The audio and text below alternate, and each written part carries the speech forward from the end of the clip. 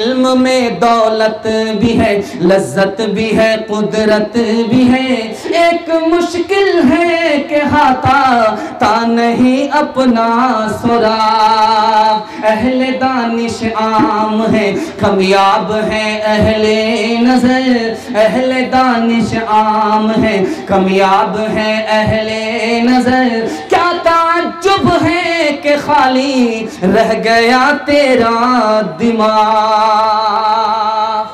पढ़ लिख करके आदमी क्या बनता है, क्या बनना चाहिए उसे, ये बहुत खूबसूरत मुताला आपके पास लेकर के आ रहा हूँ।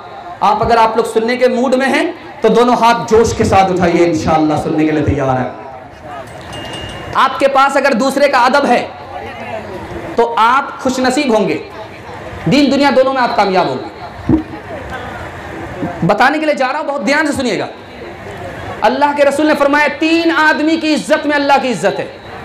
बूढ़ा आदमी जिसकी दाढ़ी सफ़ेद हो गई, उसको इज्जत दो, उसको इज्जत देना अल्लाह को इज्जत देना है। दूसरा आदमी जिसको इज्जत देना अल्लाह को इज्जत देना है, वो बादशाह है जो दूध का दूध पानी का पानी इंसाफ करता है, उसको इज्जत अल्लाह को इज्जत है। तीसरा आदमी जिसको इज्जत देना अल्लाह की इज्जत है, आलिम को इज्जत देना इस वजह से कि इसके सीने में इल्म है, अल्लाह को इज्जत देना।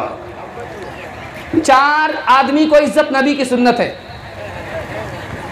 दूध का दूध पानी का पानी इंसाफ करने वाला बादशाह, आलिम, बूढ़ा आदमी, और चौथा आदमी कौन है जिसको इज्जत देना नबी की सुन्नत है।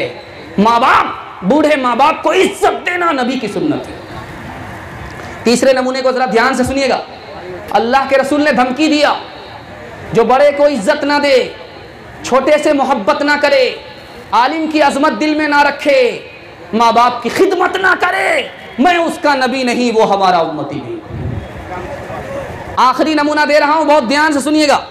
इमाम बुखारी के उस्ताद हैं, हदीस पढ़ा रहे हैं, बैठ करके खड़े हो जाते हैं, फिर बैठ जाते हैं, फिर खड़े हो जाते हैं, फिर बैठ जाते हैं, फिर खड़े हो जाते हैं। शागिर्द ने पूछा कि बात क्या है, आप खड़े हो जाते हो, फिर बैठ जाते हो, खड़े हो जाते हो, बैठ जाते हो। कहा कि दरअसल मैं जब हदीस पढ़ा रहा हूँ तो एक बच्चा खेलता हुआ आ जाता है, वो बच्चा किसी और का नहीं है, मेरे उस्ताद का बेटा है। मैं उसकी इज्जत में हदीस के पढ़ाते के दौरान मैं उसकी इज्जत में खड़ा हो जाता हूँ। जब वो फिर आता है, फिर खड़ा हो जाता हूँ, वो दोबारा आता है, फिर खड़ा हो जाता हूँ। माँ बाप की इज्जत क्या है मैं आपको सुनाने के लिए जा रहा हूं। बचपन में जिस तरह हमारा पखाना धोया, मोहब्बत से धोया, मोहब्बत से धोया। जब वो बूढ़ा हो जाए, जब वो बीमार हो जाए, उसी मोहब्बत से हम पखाना धोने वाले बन जाएं। ये माँ बाप की इज्जत है। माँ बाप की नाफरमानी क्या है कि हम अपने माल से माँ बाप को महरूम कर रहे हैं। माँ बाप से मुलाकात नहीं है, सास ससुर को खुश कर रहे हैं, माँ बाप को रुला रहे हैं, माँ बाप को तेज निगाह से देख रहे हैं। ये माँ बाप की नाफरमानी है। माँ बाप की फरमाबरदारी क्या है कि बाप को कहते हैं अब्बा, माँ को कहते हैं अम्मी, प्यार से माँ को भी मुखातब करते हैं, प्यार से बाप को भी मुखातब करते हैं। जब बाप पुकारता है तो कहते हैं मैं हाजिर हूँ, जब माँ पुकारती है तो कहते हैं मैं हाजिर हूँ। ये फरमाबरदार बेटा है, ये माँ बाप की खिदमत है। अल्लाह के रसूल ने फरमाया ये बूढ़ा कौन है, का मेरा बाप है। का बाप की इज्जत जानते हो, का नहीं जानते हैं। कहा कि इनसे आगे मत चलना, ये बाप की इज्जत है। इनसे पहले मत बैठना, ये बाप की इज्जत है। इनका नाम पुकार करके मत लेना, ये बाप की इज्जत है। इनको मोहब्बत की आंखों से देखना, गुस्से की आंख से मत देखना, ये बाप की इज्जत है। अगर आप माँ बाप की इज्जत करते हैं तो माँ बाप की इज्जत कीजिए। अगर आपसे माँ बाप की इज्जत नहीं हो पाती है तो मैं हाथ जोड़ करके कहता हूँ, अगर अपने माँ बाप को माँ बाप नहीं समझते हैं तो कम से कम अपना पड़ोसी समझिए। अगर माँ बाप को माँ बाप नहीं समझते हैं, ससुराल वाले को खुश रखा है, माँ बाप को रुला रहे हैं। ससुराल वाले को खुश रखा है, माँ बाप पर दुनिया तंग कर रहे हैं। पड़ोसी तक का हक नहीं अदा कर रहे हैं, माँ बाप को पड़ोसी की तरह भी नहीं समझ रहे हैं, तो याद रखिए मरने की देर है, फिर आखिरत अंधेर ही अंधेर है। न दुनिया मिलेगी न दीन मिलेगा। हाथ जोड़ करके आपसे कहता हूँ, 2 मिसाल दे रहा हूँ, पैगाम को ख़त्म कर रहा हूँ। आप अक्लमंद आदमी हैं, आँख खोलने की ज़रूरत है, इंशाअल्लाह आप इसके बाद ठोकर नहीं खाएंगे। ध्यान दीजिएगा, 2 मिसाल दे रहा हूँ। बूढ़ी माँ घर में है, बहू आई, देखा कि बीमार है, उठ भी नहीं सकती, चल भी नहीं सकती। तो औरत कहती है कि पहले इस बुढ़िया को जंगल में फेंको, तब तो मैं घर में रहूंगी, वरना नहीं रहूंगी।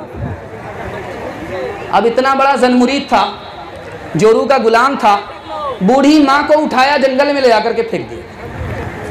एहसास हुआ, भेष बदल करके गया देखने के लिए बुढ़िया को शेर ने खा लिया होगा। जब गया तो देखा कि बुढ़िया रो रही है। भेष बदल करके पहुंचा है, पूछता क्यों रो रही हो? कहा मैं बेटे पर रो रही हूं। कहा यहाँ किसने फेंका है? कहा कि मेरे बेटे ने फेंका है। तो कहा किस पर रो रही हो? कहा बेटे पर रो रही हूं। कहा बेटे पर क्यों रो रही हो? कहा कि जंगल में मेरा बेटा छोड़ करके गया है, डर लगता है, माँ हूं, कहीं मेरे बेटे को शेर तो खा नहीं गया, इस पर मैं रो रही हूं। कहा मर जाने दो उस नालायक को जिसने तुम्हें जंगल में फेंका, उसके ऊपर क्यों रोती हो? तो माँ का दिल देखिए, आखिर तो मैं माँ हूं, मेरे सीने में दिल है, कोई पत्थर की सिल नहीं है। दूसरी मिसाल ला रहा हूं, बहुत ध्यान से सुनिएगा। जवान बीवी है, शौहर बीमार पड़ा है, बूढ़ी माँ है, बूढ़ी माँ भी खिदमत कर रही है, बीवी भी खिदमत कर रही है, माँ उकताती नहीं है, बीवी उकता गई। पूछने वाले ने कहा कि तुम्हारा शौहर कैसा है? कहा मरता भी नहीं है कि चैन मिल जाए, ऐलान हो जाए, जीता भी नहीं है कि सुकून और इत्मीनान मिल जाए। वो अपने कान से सुन करके कहता है मेरी जवान बीवी मेरी खिदमत से, मेरे इलाज से घबरा गई, लेकिन मेरी बूढ़ी माँ मोहब्बत से मेरी खिदमत करती रही। कौन कहता है कि बीवी माँ के बराबर हो सकती है? न बराबर हो सकती है, न आगे बढ़ सकती है। माँ तो माँ होती है। हर चीज तो मिल जाएगी बाजार में, लेकिन बाजार में, लेकिन हर चीज तो मिल जाएगी बाजार में, लेकिन बाजार में, लेकिन माँ बाप से बढ़कर कोई दौलत न मिलेगी। आंचल जो उठा कर के दुआ माँ तेरी कर दे, माँ तेरी कर दे। आंचल जो उठा कर के दुआ माँ तेरी कर दे, माँ तेरी कर दे। दुनिया हो या उक़बा कहीं जिल्लत न मिलेगी। अस्सलामुअलैकुम नाजरीन, आप देख रहे हैं SB मीडिया यूट्यूब चैनल। दोस्तों, अगर आपने अभी तक मेरा इस चैनल को सब्सक्राइब नहीं किया है, बराए मेहरबानी इस चैनल को सब्सक्राइब करें, लाइक करें और अपनी राय कमेंट में ज़रूर पेश करें।